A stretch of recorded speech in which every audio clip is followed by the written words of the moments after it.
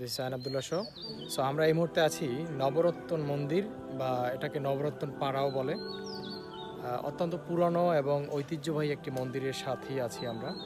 এখানে বিভিন্ন দেশের প্লাস আমাদের বাংলাদেশি অনেক জায়গার পর্যটক আসে। ভিতরের কিছু দৃশ্য নেওয়ার চেষ্টা করব, সো আপনারা সাথেই থাকুন।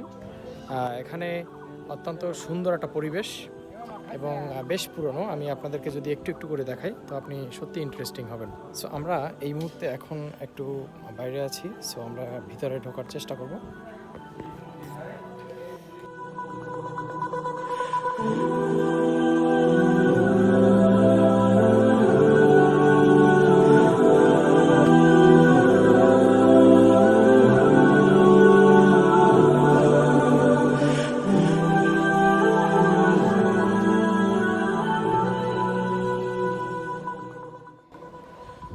তবে বেশ পুরনো, এটা অত্যন্ত পুরনো। সো গর্জিয়াস বা অত্যন্ত গুণী ছিলেন, বা ওনাদের হাতের কাজ যে অত্যন্ত সুন্দর ছিল সেটা প্রমাণ পায় প্রতিটা কাজেই।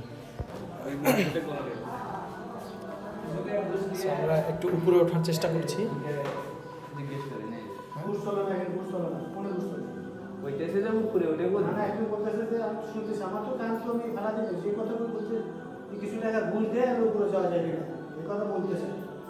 ঘুষের কথা তো কই নাই, বলছি কিছু লোক উপরে আছে, ওই যে ছাদে আছে, আমি তো দেখলাম। ও সেটা না কইবেন, আচ্ছা ঠিক আছে ঠিক আছে, ওকে ওকে থাকেন থাকেন, হচ্ছে খাওয়া ঝগড়া করে আপনি। আচ্ছা, সো আমরা এই মুহূর্তে আছি বাইরে।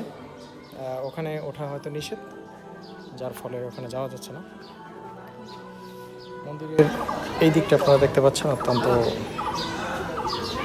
কার্যকর এবং অত্যন্ত সেরকম লাগছে, দেখছেন।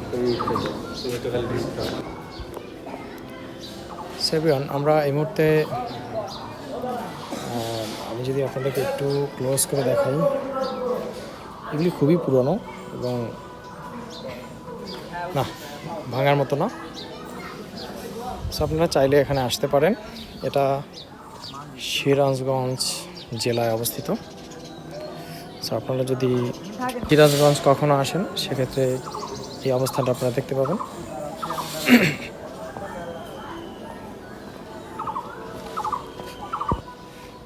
আমরা এই মুহূর্তে অলমোস্ট শেষের পর্যায়ে, বা এটার ভিতরে ঢুকতে না দিলে আসলে তেমন কিছু দেখার ওইভাবে নাই, যার ফলে আমরা আপনাদেরকে ডিটেল দেখাবো সেই সুযোগও নেই। তবে খুব বড় জায়গা এবং সুন্দর কারুকার্য স্থান, সো আপনারা আসলে অবশ্যই দেখতে পারবেন, ভালো লাগবে। আশেপাশে আরও কয়েকটা জায়গা আছে, আর আরও দুইটা স্থান আছে ছোট ছোট। তো আমরা ওই দুইটা জায়গা আপনাদেরকে দেখানোর চেষ্টা করছি। তার ভেতরে একটা হচ্ছে এটা, এই যে দেখতে পাচ্ছেন, এগুলো অনেক পুরনো।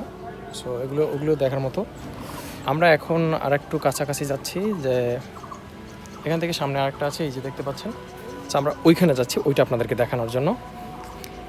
এটার ভিতরে কিন্তু মানুষ ঢুকে, এবং আপনাদেরকে আমি যদি একটু দেখানোর চেষ্টা করি, সো আপনারা দেখবেন। এই যে দেখেন,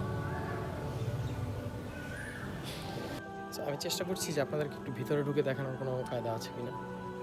দেখেন সেই সময়ের কারুকার্যতা দেখেন, এই যে দেখেন কত সুন্দর কারুকার্যতা।